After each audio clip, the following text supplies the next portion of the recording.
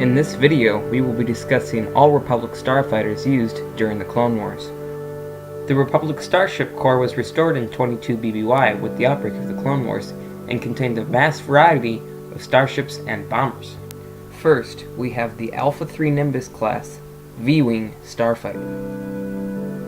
This was both a lightweight and non-hyperdrive accessible fighter that was the predecessor to both the TIE Fighter and the A-Wing. What this lacked in power from the ARC-170, it made up for in raw speed and agility. Speaking of the ARC-170, that brings us to the next starfighter on our list. The ARC-170 was the ancestor to the T-65 X-Wing, mainly used by the Alliance to restore the Republic. The ARC-170 contained a hyperdrive which could reach a maximum atmospheric speed of 44,000 kilometers an hour, of course with the deflector shields on. The ARC-170 was produced by Incom and Subpro Corporation, mainly used to assist lightweight, agile fighters as well as bombers. The next starfighter on our list is the BTL Y-Wing starfighter. The BTL-B model had a full covering of both the primary fuselage and engines. A bubble turret provided a clear view for the gunner. The BTL-B was designed as a bomber, using such weapons as proton bombs.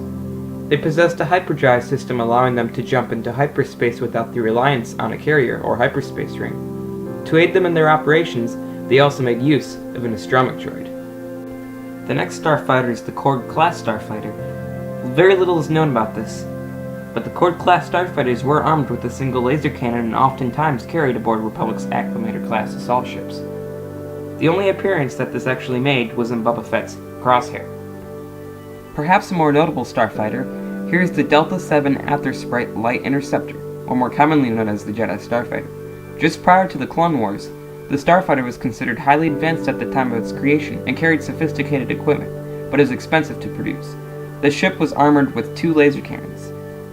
The Delta 7 was fairly prominent in the Clone Wars, mainly due to its use by the Jedi, who used the small, sleek interceptor mainly for reconnaissance missions. It was designed by the engineer Wallace Blissix, who would later design the Alpha 3 Nimbus class V-Wing starfighter. Designed by Kuat Systems Engineering, the Eta II Actus class interceptor, also known as the Jedi Interceptor, borrowed elements from the Republic's Delta 7 and as well as the TIE fighters of the later Galactic Empire. Thanks mostly to the fact that its development occurred in the midst of a galactic civil war, the Eta II had more firepower at its disposal than the Delta 7, 2 large laser cannons and 2 ion cannons. While the size of its guns provided it with respectable firepower, the fighter's limited power system restricted its ability to fire continuously. The H-60 Tempest bomber resembled a larger version of the later B-Wing starfighter, but lacked its folding wings. There was also a different engine configuration than that of the B-Wing. It cost 172,000 credits, had a medium laser cannons, twin light ion cannons, and eventual proton bomb bay. The NTB-630 Naval Bomber was a bomber manufactured during the Clone Wars by the Incom and Subpro Corporation. Built for at least one pilot and designed to attack capital ships in space, the NTB-630 was better armored and more maneuverable than that of the similar PTB-625. The Republic Navy employed many of these bombers throughout the Clone Wars. The PTB-625 Planetary Bomber was a bomber that was jointly produced by the Incom Corporation and Sublight Productions Corporation.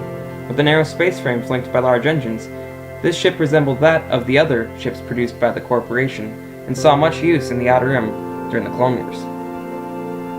Along with the ARC-170, the Z-95 Headhunter was that of a predecessor to the T-65 X-Wing used by the Rebellion.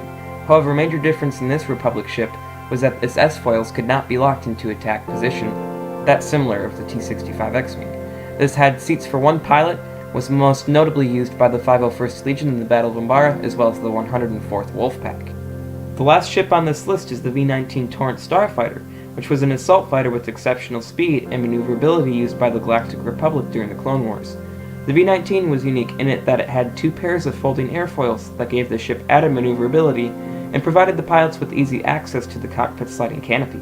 Its armament consisted of 2 laser cannons, 1 on each wingtip, and 2 concussion missile launchers. Thank you for watching this video.